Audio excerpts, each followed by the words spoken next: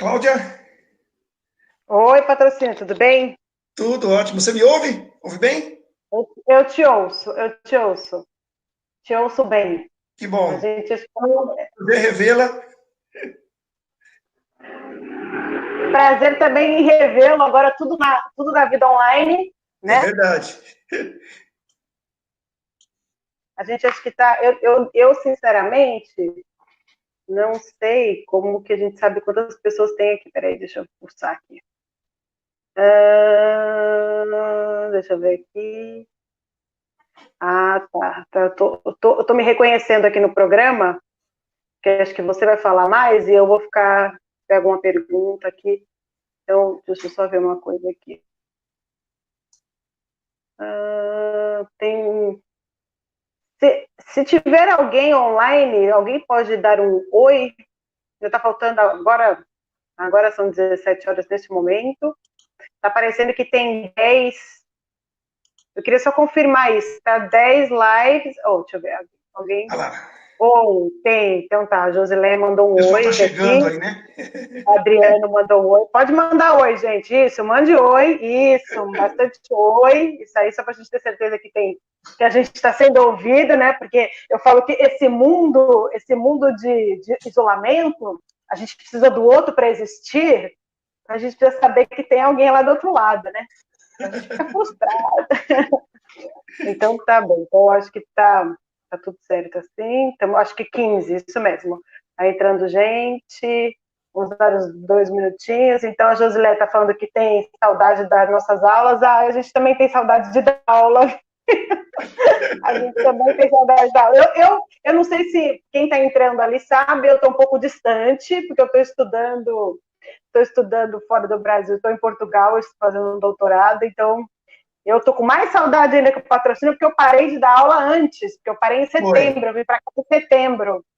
Eu vim para cá em setembro e de lá para cá eu não dei mais aula, ao menos presencial, só assisti aula. Então eu tô com uma vontade de pegar um microfone que você não tem noção, patrocínio. Cláudia, qual turma foi a última? Você lembra, não? Qual foi a cidade? Foi Natal. Natal? Foi Natal. Foi. É. Eu dei a minha última aula foi em março com o pessoal lá de Joinville. Foi assim, já Hum, naquele. Já tava o pessoal começando a usar máscara no avião. Era o eu início. dei Joinville. Aqui em março a gente já tava em isolamento. A gente entrou em É. isolamento aqui no dia 12 de março, 12, 13 de março. Né? E Eu agora a dei gente aula já. no final de semana do dia 16, foi bem aí. É, Foi a última mas aqui aqui, presencial. aqui, embora a gente esteja já na fase de desconfinamento, aulas não tem, não. As minhas aulas do doutorado foram todas para online, e a minha filha, que também estuda na escola aqui, acabou. Aqui o semestre acaba em setembro, né? O ano acaba na verdade, o ano começa em setembro, o semestre letivo, e acaba em julho. Então, minha filha entrou de férias sexta-feira, por exemplo. E eu também. E não tem perspectiva muito de volta, não. Vamos ver se vai conseguir começar em setembro. Bom, eu acho que agora nós temos já uma audiência razoável. Opa, então, Márcio, Antônio, Amanda da BSSP mesmo, Roberto, Josileia, William. Então, vamos lá. Bom, eu vou começar falando, mas a aula hoje é do patrocínio, porque ele que é o especialista em ISS, eu até dava aula também de ISS, porque eu falo muito de ICMS e também de direito tributário, né? Minha área é mais indireto, mas quem acompanha realmente o ISS, eu já estou um pouco afastada, inclusive, desses meses, é o patrocínio, então vai ser, eu vou tentar, assim, só dar uma direcionada, uma organizada ali no debate. Então, o nosso tema ele é bem propício para o momento, né, que é o local de acolhimento do ISS, no momento em que a gente se viu obrigado, de uma hora para outra, a mudar o nosso local de trabalho, né? Então, a grande maioria das pessoas, as que conseguem, né, fazer isso, passaram a trabalhar em casa, em home office, e isso a gente quer entender do patrocínio, qual é o impacto disso no futuro, no presente e no futuro, porque, na verdade, o futuro ele foi puxado muito rápido para o presente, né? Esse momento de pandemia acabou acelerando coisas que a gente talvez visse um pouquinho mais para frente e trouxe já para agora. Então, quais os impactos disso no local de recolhimento do ISS? Será que isso tende a modificar? Será que a jurisprudência ela tende a se adaptar a isso? Tende a fazer novas interpretações ou não? Será que aquele conceito de serviço como obrigação de fazer e fazer aonde mudou, vai mudar? Eu acho que a gente está num momento que foi acelerado, mas já estávamos vivendo uma desmaterialização das coisas e vou usar um termo inventado, e uma servicificação das coisas. Então, a gente está com uma desmaterialização das mercadorias, as mercadorias não têm mais o valor que tinham, e agora é muito serviço, tudo é serviço. E agora, na pandemia, a gente percebeu quanto que serviços da área digital cresceram, né? Então, nossa, eu li outro dia que, por exemplo, aquela plataforma Zoom, ela cresceu 3.000% agora na pandemia. E os serviços, de forma geral, digitais, cresceram muito. Então, como que isso vai influenciar na legislação do ISS? A gente, agora, na sexta-feira, teve recentemente aí uma decisão na sexta-feira do STF, com uma decisão, uma tese, repercussão geral fixada, dizendo que a lista de serviço é taxativa, mas ela é interpretativa, ela é extensiva, ela tem uma interpretação extensiva, não foi unânime, mas foi a maioria, e que medo dessa interpretação extensiva. Então, o patrocínio vai começar contando um pouco a história, né, das decisões, das interpretações, da legislação do local do recolhimento do ISS, e vocês que tiverem dúvida podem ir colocando ali no bate-papo e a gente vai direcionando a licença, a conversa para o patrocínio. Legal, legal, ótimo. Obrigado, Cláudia, obrigado por essa introdução, né? Obrigado pelo convite da gente estar aqui juntos, né? Podermos discutir um pouquinho essa questão tão polêmica.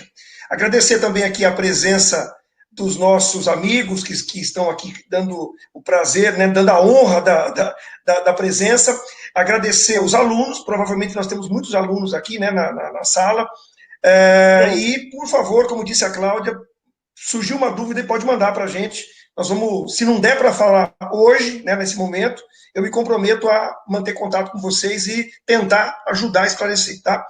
Bom, como a Cláudia falou, todo esse contexto atual pode repercutir, isso tudo pode repercutir em jurisprudência e, inclusive, no próprio processo legislativo, né, Cláudia? Em alterações, inclusive. Mas antes de chegarmos na regra atual, de onde que tiraram isso, né? Como é que o legislador chegou nessa regrinha que nós usamos hoje, que é muito questionada, há muitas críticas, inclusive, em relação a ela, né? Por privilegiar alguns municípios em detrimento de outros. Mas, então, antes de abordar essa regra, rapidamente eu queria comentar com vocês que tudo começou, né? A origem de tudo, eu fui buscar lá no livro do professor Bernardo Ribeiro de Moraes. Ele fala que a primeira regra para tributar serviço, ela surgiu com o Código Tributário Nacional, 1966, pessoal. Então, lá em 66, surgiu a primeira regrinha, e lá, e olha que interessante, lá o legislador, ele privilegiou o local onde se efetiva a prestação de serviços. Então, Cláudia, veja que interessante, lá atrás, em 66, não tinha regra falando de fato gerador, de estabelecimento prestador. A regra era única. O ISS é devido no local onde se efetiva a prestação de serviço. Ponto. Para todos. Ok? O tempo passou um pouquinho. No ano seguinte, eles já mexeram. Ato complementar número 36, de 67. E aí eles começaram o legislador, ele deve ter tido as suas razões ali, né, de momento histórico, e o legislador colocou assim, eu vou selecionar algumas exceções, essas vão pagar onde presta, que era a regra geral antiga, separou alguns, como construção civil, por exemplo, que desde muito tempo é assim, e falou assim, olha, e o resto não, o resto agora, o restante dos serviços que não pagam onde executa, vão pagar no local, ele chamou de sede da empresa. Veja que aqui o legislador já começou a dar valor muito mais para a sede, pessoal, do que para o local onde se desenvolve a atividade. Ele já lançou mão daquela regrinha do local da prestação, local da ocorrência do fato gerador, não pensou em estabelecimento prestador ainda e falou, paga na sede. Será que seria a solução para os dias de hoje? Bom, o tempo passou novamente, veio o Decreto-Lei 406, em 68, e vejam que essa questão de pagar na sede da empresa não perdurou por muito tempo, foi um ano só.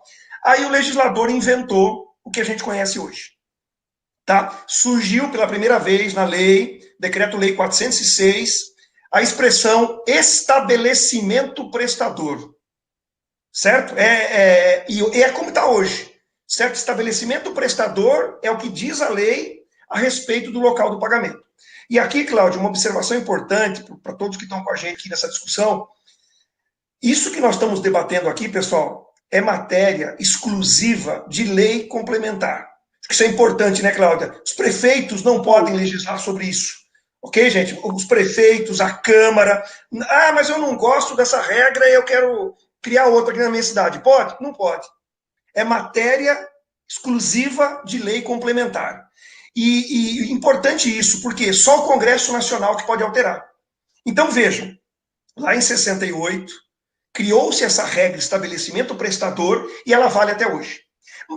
Mas, ao longo do tempo, década de 90, mais ou menos, década de 90, vem o STJ, lá em Brasília, vocês sabem, relembrando, nós temos o Superior Tribunal de Justiça, que é esse que eu estou falando, e temos o Supremo Tribunal Federal. Vem o STJ e diz assim, embora a lei mande pagar no estabelecimento prestador, nós entendemos que isso fere o princípio da territorialidade. E começaram a pipocar as decisões que dizem mais ou menos assim, o ISS é devido ao município onde ocorre o fato gerador. Olha que interessante, então, pessoal. A lei dizia uma coisa, estabelecimento prestador, e vem o STJ e fala assim, não, embora esteja escrito isso, não foi isso que o legislador quis dizer.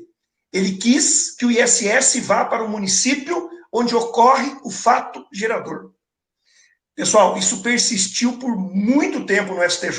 Tínhamos várias decisões nesse sentido. Eu puxei decisões do ano 2000, começou em 90, 2000, 2002, até que uma das ministras falou o seguinte, olha, espera um pouquinho. Nós estamos tomando uma decisão aqui que ela contraria expressamente o que diz a lei. A lei diz uma coisa e nós estamos aplicando outra. E foi onde se iniciou uma nova discussão em torno do tema. Coincidentemente, nós estamos agora na linha do tempo em 2003, tá, Cláudia? Em 2003. E em 2003 surgiu, então, a Lei Complementar 116, que é a que está valendo até hoje. Com a Lei Complementar, ou melhor, embora a Lei Complementar tenha copiado a regra, estabelecimento prestador, o STJ aproveitou esse momento histórico e passou a interpretar de maneira diferente, abandonou a tese do local da ocorrência do fato gerador e passou a interpretar estabelecimento prestador conforme a lei estabelece, artigo 4º da Lei Complementar 116. E aí, pessoal, de lá para cá, então, a gente tem tido uma certa... embora tenha divergências, o STJ ele fechou ali ao seu entendimento no sentido de que estabelecimento prestador ele é caracterizado por uma série de...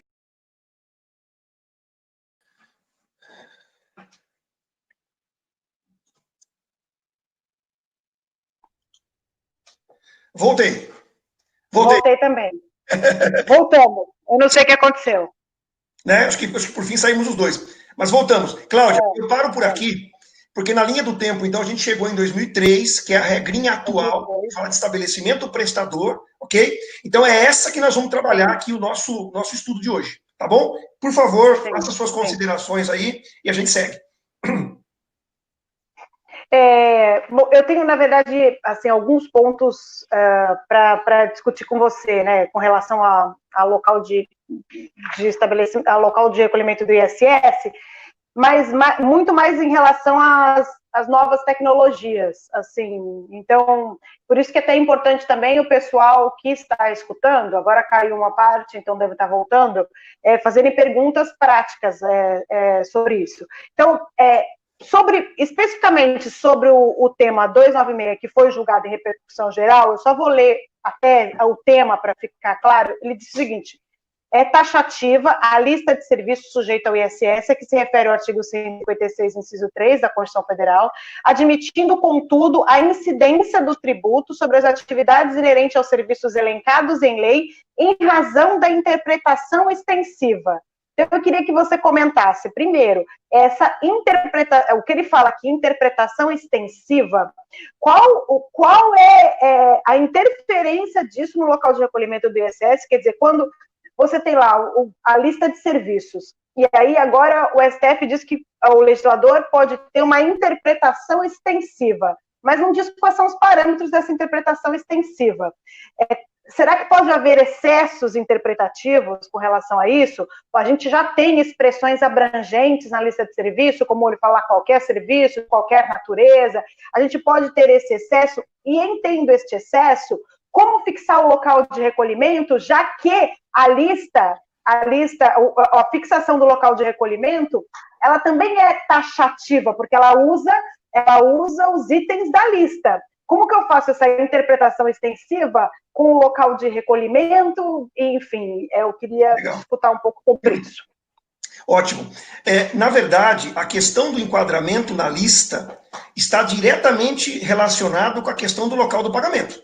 Certo, pessoal? É importante, eu costumo dizer em sala de aula, inclusive, né, que às vezes, um certo dia eu recebi um e-mail de uma aluna e depois entrou com alguns e-mails, porque existia uma dúvida sobre o local do pagamento. E o primeiro e-mail que eu recebi, a aluna, ela foi descrevendo a operação, foi escrevendo, e ela estava tão, acho que, envolvida com aquele assunto, que ela escreveu uns 10 parágrafos para mandar para mim. Só que, apesar de escrever 10 parágrafos, a única coisa que ela não colocou foi qual era o serviço. Né? Quer dizer, ela estava tão envolvida com aquilo que na cabeça dela estava subentendido, mas não basta estar subentendido. Eu preciso saber qual é o serviço. Por quê, pessoal? Porque, como eu estava dizendo da lei complementar 116, primeiro eu vejo se o serviço está na lista, portanto, a questão da taxatividade. Depois que eu descubro se ele está na lista, eu enquadro, identifico o subitem e só aí eu sei qual é a regra. Por exemplo, se eu enquadrar o serviço de decoração e jardinagem na lista, eu sei que a regrinha para esse serviço é o local da execução, certo? Ou seja, essa empresa vai pagar ISS lá onde fez a decoração, ok?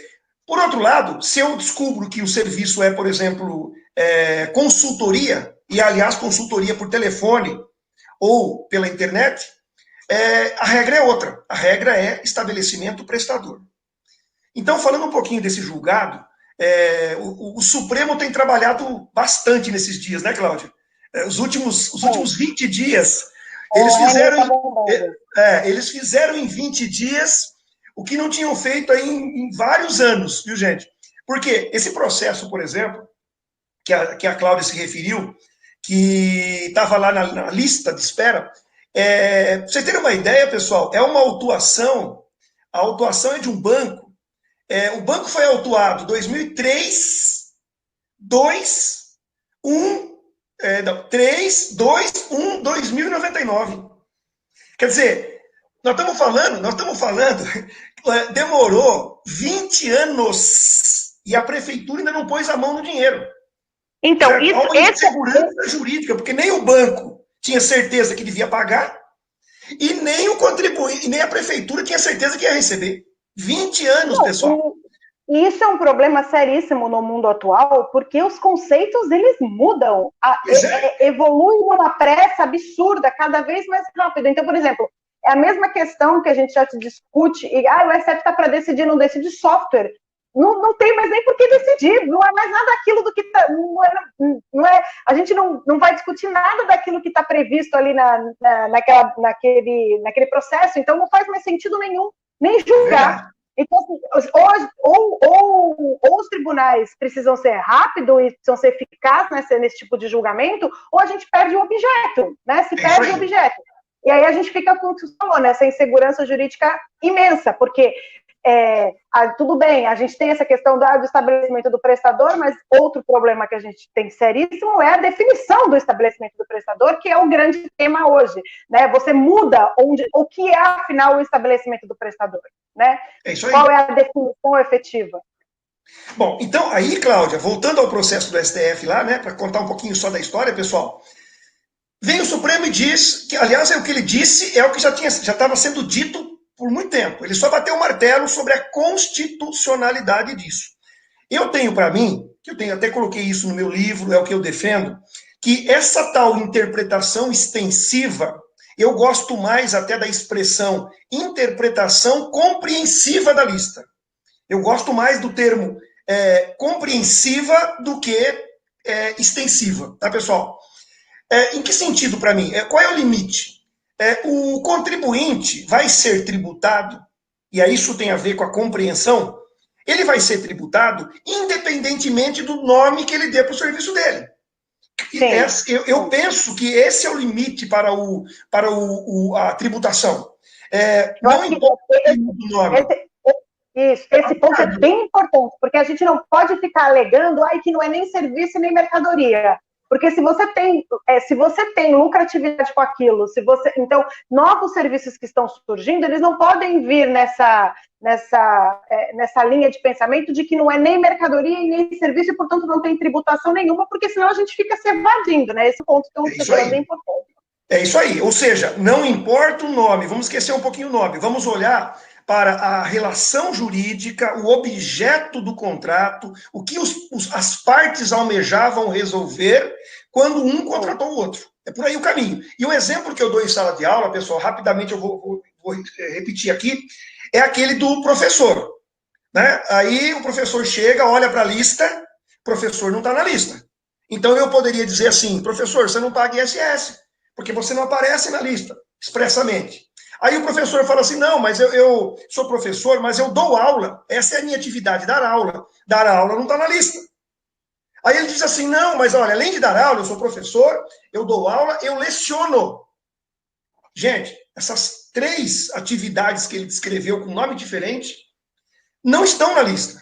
Então o professor poderia defender que ele não pague ISS. Certo? Ele poderia falar, não, eu não vou pagar, ora. A lista é taxativa, e aí eu vou na lista, meu nome, essas expressões não estão lá. Então, aí vem a interpretação compreensiva. O que está por detrás disso que ele usa para se apresentar é o ensino, a instrução de qualquer grau ou natureza. É a transmissão do conhecimento. E aí vem o legislador e ele quis tributar o ensino, por qualquer meio. Então, o professor, aquele que dá aula, aquele que transmite o conhecimento, que leciona, ele é tributado pelo ISS, porque na lista nós temos o ensino. Então, é assim que eu enxergo, Cláudia, a questão do limite, né, para o município, né, para o ente tributante, exercer a sua competência. Ele pode tributar independente do nome, mas é preciso que, pela natureza da operação, primeiro, seja um serviço. O primeiro requisito, pessoal, precisa ser um serviço. E o segundo requisito é que esteja na lista. Acho que esse é o caminho. Uma vez identificada o subitem, aí a gente volta para a questão do local do pagamento. Certo? Qual é o município competente? Voltando um pouquinho ao professor Bernardo Ribeiro de Moraes, lá em 60, a obra dele era da década de 60, né? Ele já falava que esse é um dos mais tormentosos assuntos quando se fala de tributação de serviço. Porque você nunca vai contentar, né, Cláudia? Não é? Você nunca vai contentar. Por favor, diga. Eu não ouvi. Não, eu falei, mal sabia ele que estava para vir. Não é? Porque estava por vir, né? Não é? Quer dizer, então vejam, não é simples mesmo. O que eu acho assim é que nós como gestores, aqueles que são consultados por empresas, pelos nossos clientes, né? A empresa que a gente representa, o que nós temos sempre que defender, pessoal, é muito importante isso, é inadmissível pagar duas vezes. Né, Cláudia? Inadmissível pagar duas vezes o mesmo imposto. Certo, pessoal? Isso é inadmissível. Então, é por isso que é importante conhecer a regra, e aí eu costumo dizer assim, você conhece a regra, e se você estiver convencido dela, paga para o município, então, que é o credor, e você vai discutir com o outro município para afastar a exigência que ele está te fazendo. Não pague duas vezes. Isso é inadmissível. Certo? Cláudia, eu acho que assim, que em termos de interpretação extensiva, e aí a definição, eu vejo dessa maneira, tá? Aí, por favor, faça alguma consideração, mas a gente vai aprofundando esse estudo aí. Eu vou preferir as perguntas dos alunos que estão fazendo, então eu vou aqui na ordem. O Anderson, ele fala o seguinte: sempre tenho dúvidas sobre o artigo 3º, os serviços dos incisos 1 ao 25, independente do local do tomador ou do prestador, o que vale ao local da execução? É isso? Isso. Repete o nome dele para mim, Cláudia. Anderson. O Anderson. Anderson, seguinte, ó. O legislador, ele criou a regra do estabelecimento prestador, que é a que nós estamos debatendo aqui, mas ele falou assim, eu vou separar alguns casos cujo ISS não será pago no estabelecimento prestador. E aí, a gente costuma resumir essa regra, que são as exceções, falando assim, olha, você paga onde executa. Mas, na verdade, se a gente for na regrinha, para cada inciso, são 25, tem uma regrinha própria. Por exemplo, quando eu falo de segurança, vigilância e monitoramento, a lei diz assim, o ISS vai ser pago no local do bem vigiado. Ou seja, não é na sede da empresa que faz a segurança, não é no estabelecimento prestador dela, mas é no local do bem vigiado. Por isso que nós costumamos dizer assim, olha, é lá que está executando a segurança, então é local da execução. Então tem razão, tem sentido o que ele colocou na pergunta, Cláudia.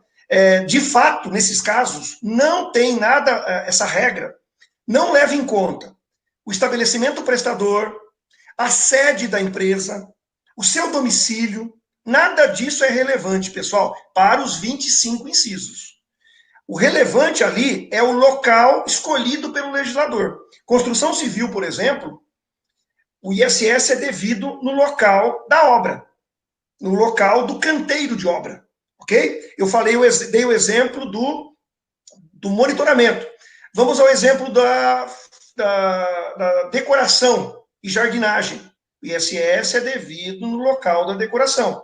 Então, vejam, não importa onde está o tomador e não importa onde está o prestador.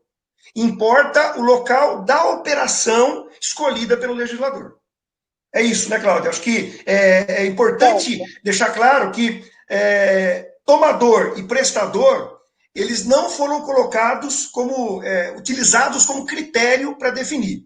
A lei escolheu o local da operação. E é lá que eu pago. É onde dá menos problema, tá, pessoal? Essa regra é um pouco menos problemática. O problema mesmo é quando ele fala estabelecimento prestador. Patrocínio, vamos imaginar um serviço que esteja fora dos itens, que estejam fora desses 25 itens, que é no local da execução. Um serviço que seja, por exemplo, de tecnologia da informação, então um profissional de TI, e que até antes da pandemia, ele trabalhava na sede da empresa, no local de estabelecimento do prestador, tinha uma sede lá, enfim, tal, e ele ia todo dia das 8 às 18 trabalhar lá na sede.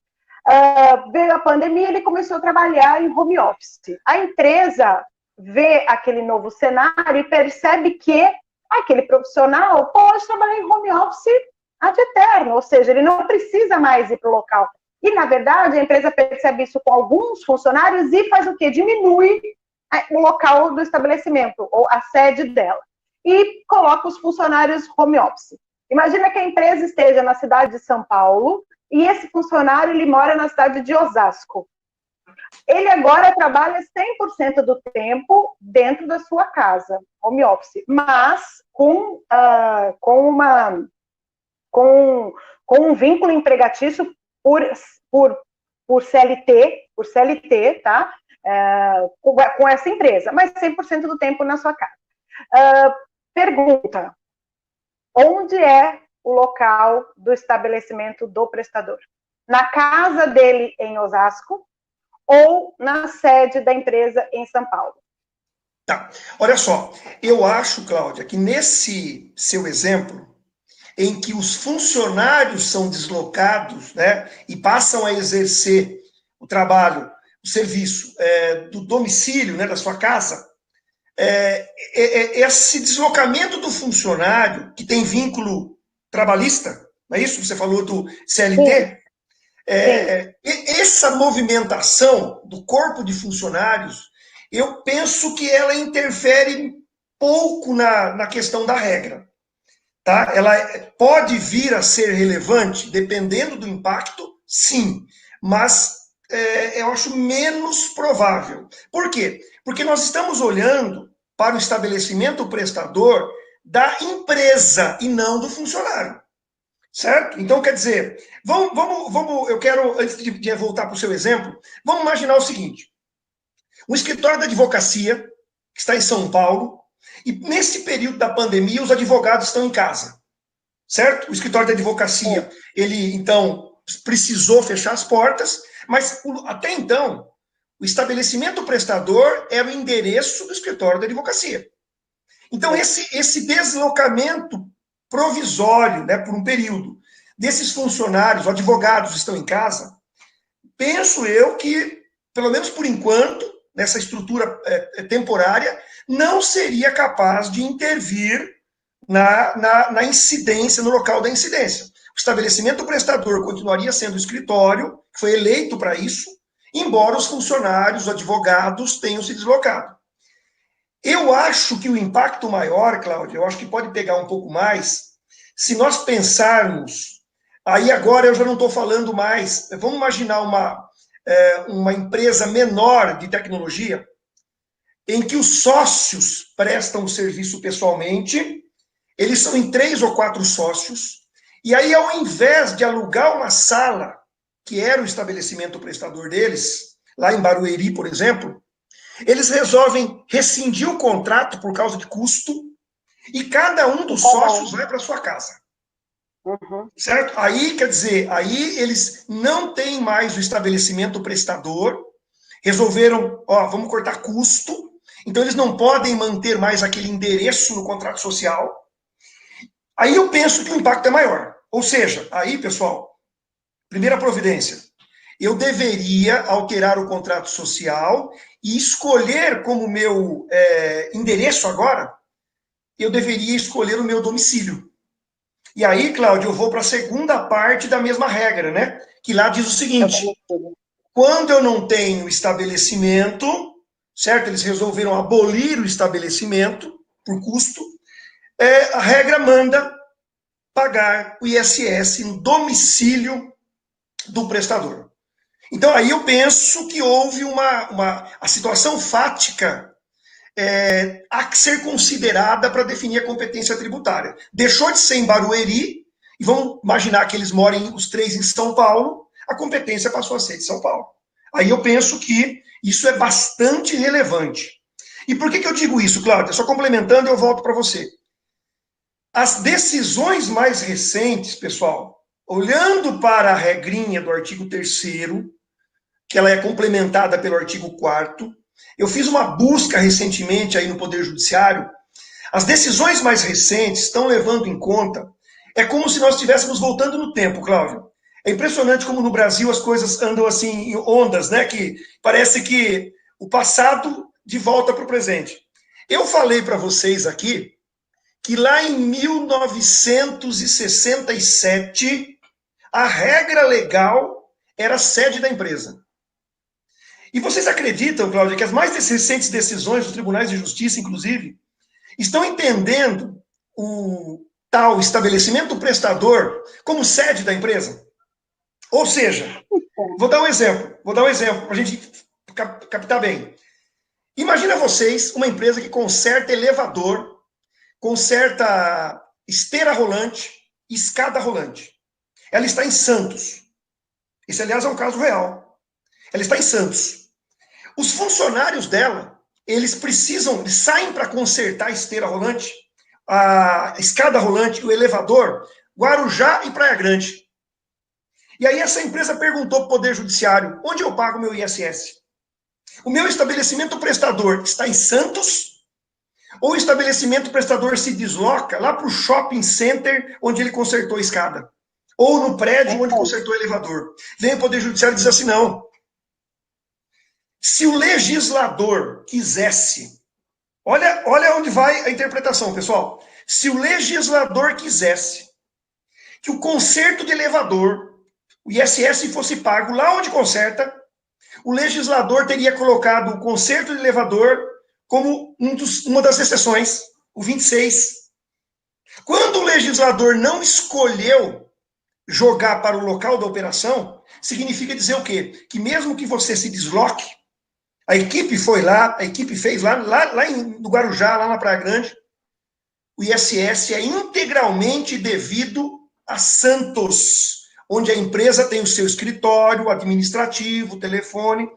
Para o Poder Judiciário, então, eles estão evoluindo com a interpretação no sentido de que não importa se você se desloca, o que importa é a sua sede, a sua estrutura.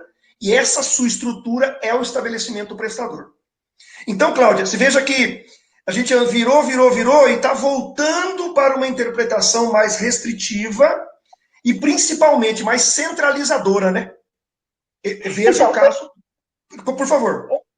Eu acho assim, operacionalmente, né, para o prestador de serviço, operacionalmente, não há dúvida que para ele é muito melhor que esteja tanto o prestador como o tomador, que esteja no local do estabelecimento do prestador, que seja sede ou domicílio, enfim, onde ele exerce a sua atividade.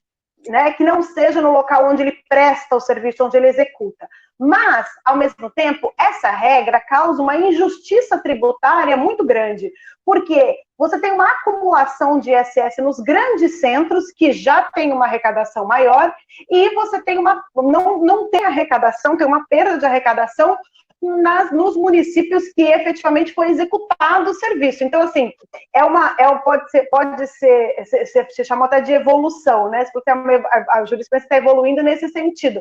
É uma evolução na jurisprudência com relação à fixação, que, na verdade, traz uma involução, na minha opinião, na justiça tributária. Porque a gente tem, sei lá, 5 mil e quantos municípios? 5.570. 5.570. Pois é, outro dia eu li que tem 5.570, sendo que os grandes arrecadadores de ISS no Brasil são 9. São 9, não quer dizer, não chega nem a ser as 27 capitais.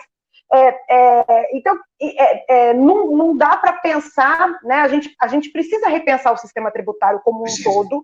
Eu acho que essa época, mais ainda, porque a pandemia destacou as desigualdades sociais do Brasil, que todo mundo já conhecia, mas ela destacou, né? Ela tornou mais gritante, e uma das razões dessa desigualdade, obviamente, é a questão tributária, e o ISS tem um fator importante nesse ponto, né, que é isso. Então, eu acho que é uma coisa que talvez tenha que ser ponderado lá na frente. Ainda o Anderson fala sobre aquisição de software no exterior, se cabe ICMS ou ISS. Software, a gente tem um problema seríssimo, que é a definição, se software é considerado como serviço ou como mercadoria. Anderson, eu vou te falar, eu não vou me dedicar, nem o patrocinar, a responder essa questão na integralidade, porque seria outra webinar, né? Para contar toda a trajetória do ICMS e do ISS, a gente até pode fazer, se vocês pedirem lá para a BSSP, a gente pode até fazer uma nesse sentido. Mas a gente está vivendo um problema seríssimo de definição de mercadoria e de serviço, portanto, de ICMS e ISS.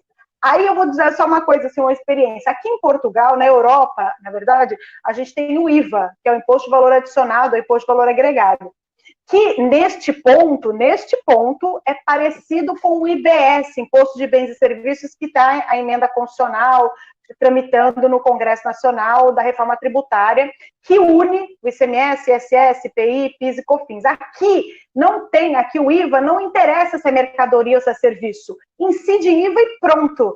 Então, não tem, por exemplo, essa discussão, software é ISS ou ICMS? É IVA, e acabou.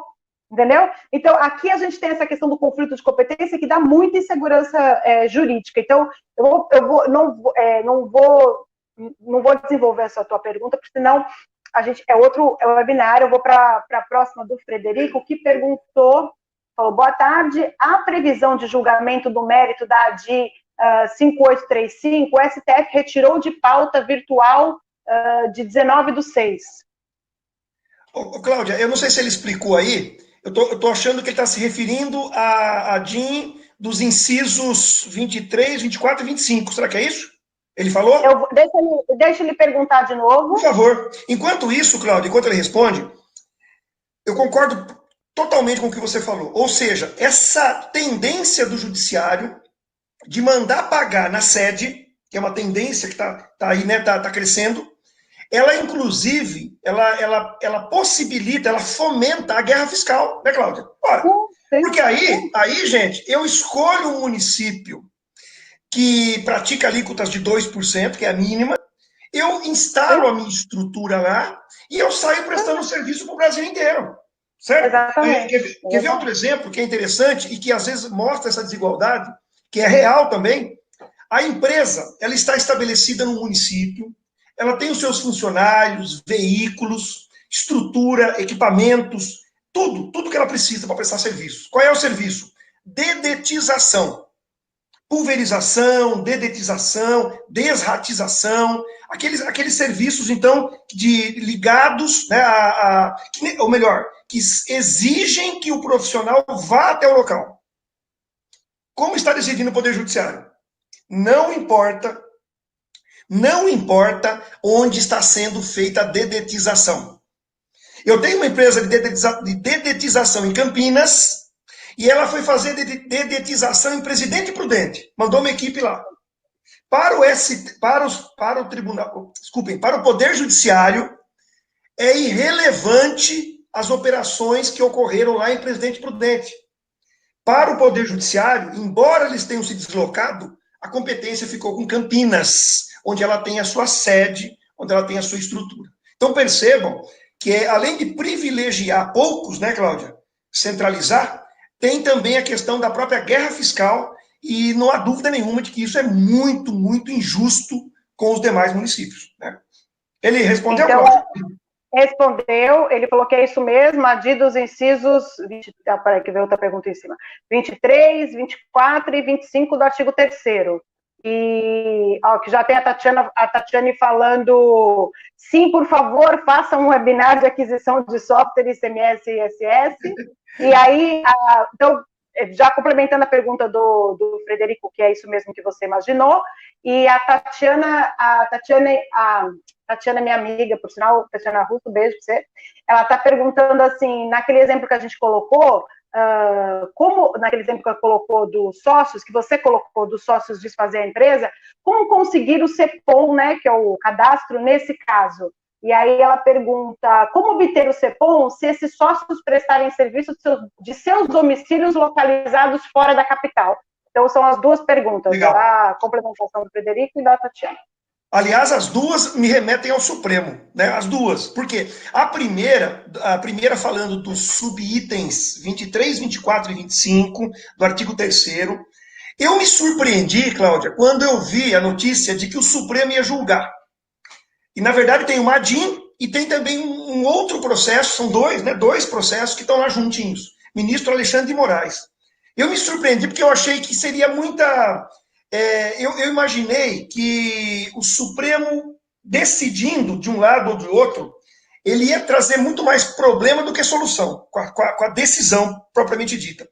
Porque a decisão em relação a essa questão do 23, 24 e 25, ela está muito ligada a um projeto de lei que está no Congresso e que está prestes a ser aprovado, ou pelo menos estava prestes até, né, a pandemia aí.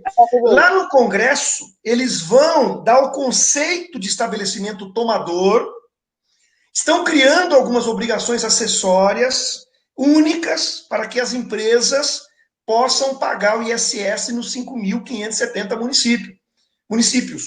Lembrando, pessoal, que nós estamos falando, quando eu digo isso, nós estamos falando de plano de saúde, estamos falando de leasing, certo? E estamos falando também de administração de cartões. Então, o Supremo estava sincronizando a decisão deles com a aprovação pelo Congresso desses requisitos para a regrinha ficar redonda.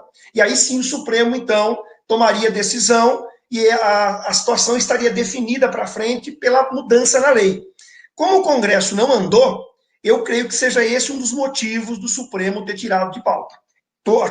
Pessoal, tô arriscando um palpite, tá? Tô arriscando um palpite. Pode ser que volte para a pauta e ele julgue, mas creio que tem uma certa pendência desse projeto de lei que está no Congresso. Se alguém quiser, eu tenho o número do projeto de lei, não me lembro agora, mas eu tenho. Manda um e-mail para mim e faz o contato comigo que eu encaminho, tá? E aí, falando do CEPOM, emendando aqui o STF, tem também um julgado, tem um processo, um recurso extraordinário que está lá no Supremo, para que o Supremo diga se o CEPOM é constitucional ou não.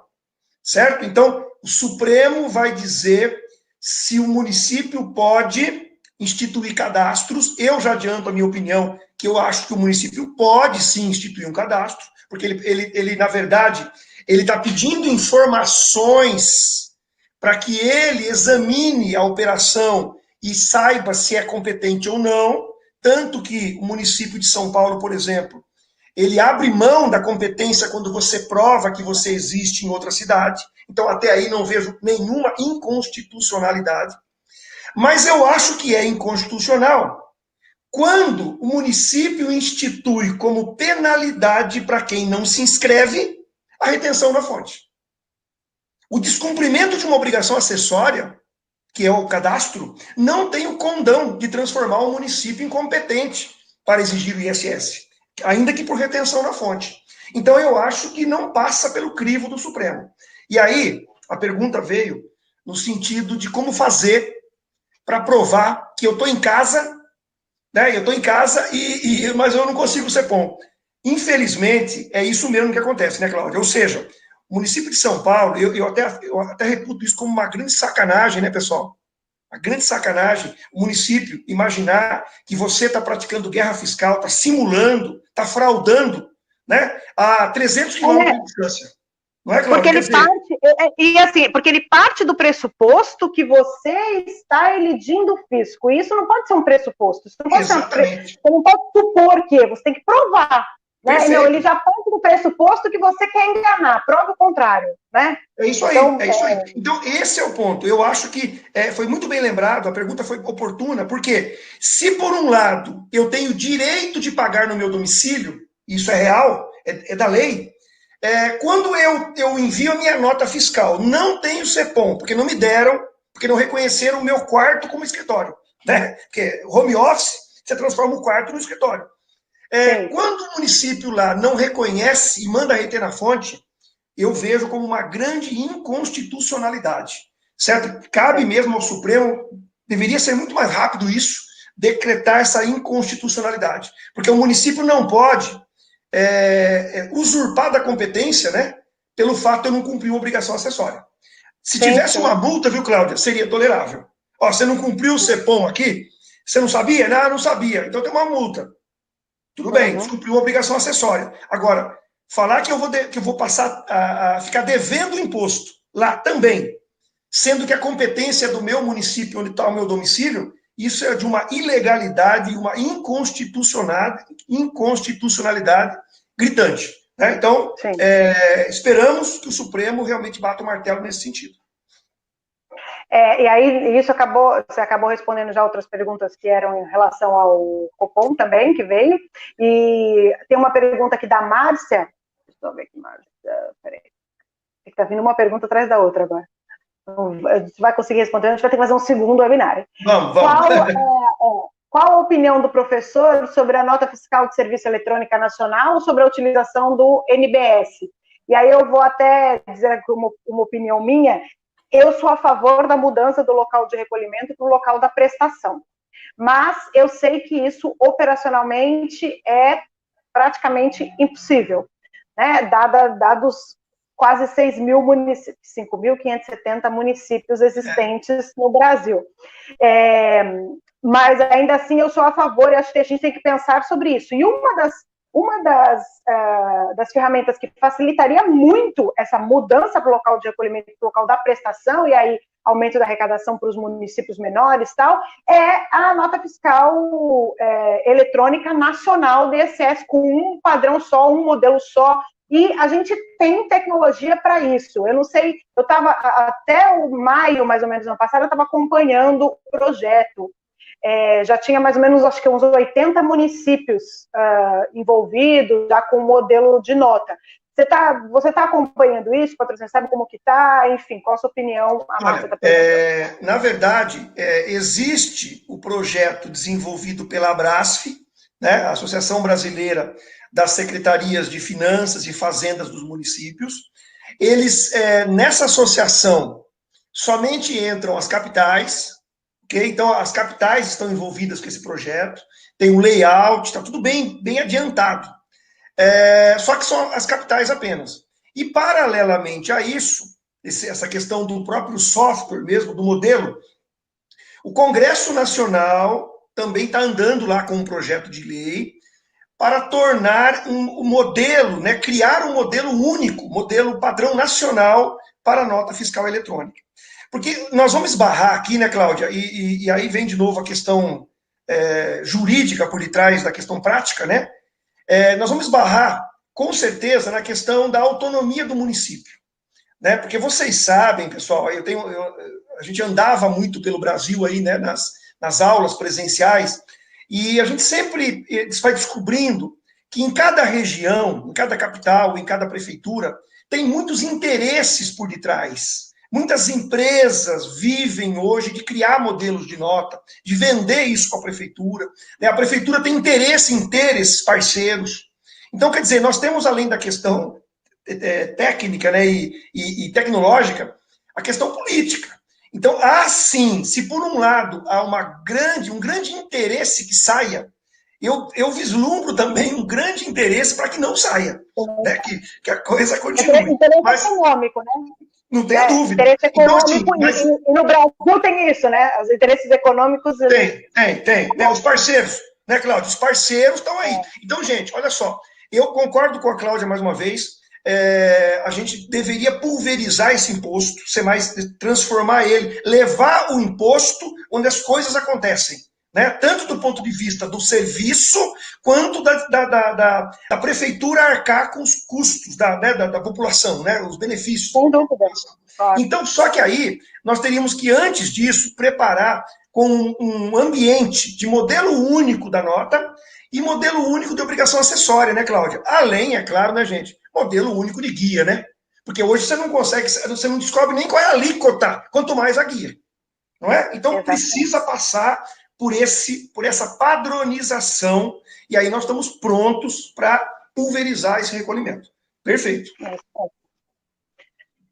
Bom, a gente já está faltando 7 minutos para acabar, mas a gente promete que a gente volta. Isso. Né? Olha, eu vou falar, o patrocínio ele tem uma agenda que não é fácil, não, gente. A minha é muito mais fácil, patrocínio muito requisitado. Mas eu vou forçar a agenda dele para deixar, que a gente vai marcar um segundo webinar. Eu queria falar um pouco também, mas acho que talvez fique para o segundo também, dessa questão de serviços hoje prestados com disponibilidade de dados, né? Então, em que usam os nossos dados para prestar o serviço, e hoje se discute tanto mundialmente, mas principalmente na Europa, tributação sobre serviços digitais.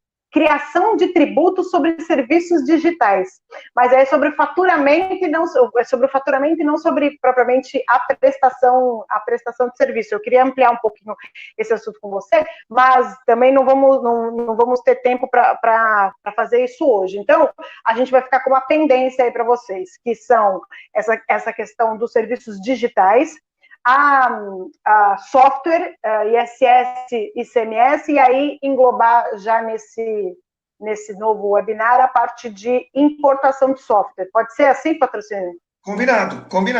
Podemos marcar, sim, um novo encontro, né? Para a gente tratar dessa questão, aí, dessas questões que ficaram pendentes. Estou à disposição, vamos combinar. Isso. Então, tá bom. Então, agora eu vou te dar 4 minutos para fazer as suas considerações finais e a gente encerra e volta depois. Eu só queria dizer para vocês que foi um prazer estar aqui agora estamos lá com 24 alunos, foi um prazer estar aqui. É bom que sempre fique claro que professores estimulam vocês a buscarem conhecimentos, mas a gente não tem resposta pronta para tudo, né, Patrocínio? Se a gente tivesse, a gente já estava rico já, estava ótimo, estava resolvido. Então, as questões que a gente traz aqui não tem soluções prontas. A gente estimula vocês a pensar junto conosco, certo? Vai você, Patrocínio. Legal. Isso é muito importante, né, Cláudia? Eu até costumo abrir as minhas aulas, né, presenciais dizendo o seguinte, que nós vamos discutir, nós vamos debater, nós vamos conversar, nós vamos discordar, vamos concordar com muita coisa, mas principalmente é importante ficar claro que não existe verdade absoluta. Né, Cláudia? A gente está aberto aí para as ideias, para novas interpretações, novas formas, porque nessa área, principalmente, não existe verdade absoluta. Nós estamos dando alguns caminhos, né? Só para concluir, Cláudia, aproveitando essa questão que você colocou da própria injustiça mesmo, olha que interessante essa questão, por exemplo, que foi colocada recentemente na lei, da tributação do streaming, né? Netflix, por exemplo. Gente, Netflix, ainda que se discuta se é um serviço ou não, que também dá um webinar sobre isso, não é esse o ponto agora, mas vamos admitir que a Netflix tenha que pagar. A Netflix, eu não sei onde eles ficam, tá? Mas estou supondo que seja em São Paulo, tá? A Netflix está em São Paulo, ou seja, pela regra atual, ela pagaria no estabelecimento prestador, que é a sua sede. Entretanto, ela, apesar de estar num único município, eu tenho certeza que ela deve ter tomadores, clientes, em mais de 50 municípios do Brasil. Todos, né, Cláudia? E que cresceu absurdamente agora, na época da pandemia, também.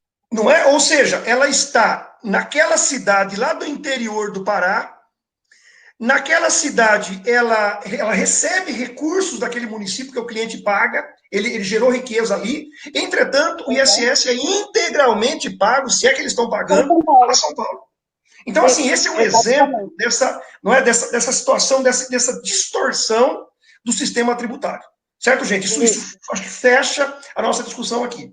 Eu preciso agradecer demais a audiência de todos, né, Cláudia? A paciência de estar aqui com a gente, a participação. Infelizmente, não deu para a gente entrar em detalhes de todas as respostas, mas eu acho que esse primeiro encontro mostrou que a gente pode ter outros, né, Cláudia? Outras oportunidades de conversar. Vamos, de repente, separar por menos assunto por encontro, né? E a gente aborda um pouco mais e marcamos mais encontros. Estou à disposição de vocês, pessoal. É um prazer revê-los, né? Aqueles que eu não conheço pessoalmente, foi um prazer tê-los aqui junto hoje. Desejo muito sucesso para vocês, muita saúde, né? Cuidem-se, né? E em breve estaremos juntos. Um grande abraço a todos. Abraço, viu, Cláudia? Sucesso para você também. Para você também, Patrocínio. Um abraço. Tchau, gente. A gente vai marcar outro e vai divulgar rapidinho para vocês, tá bom? Tchau, tchau. Valeu, gente. Um abração para todos. Até mais. Tchau. Tchau.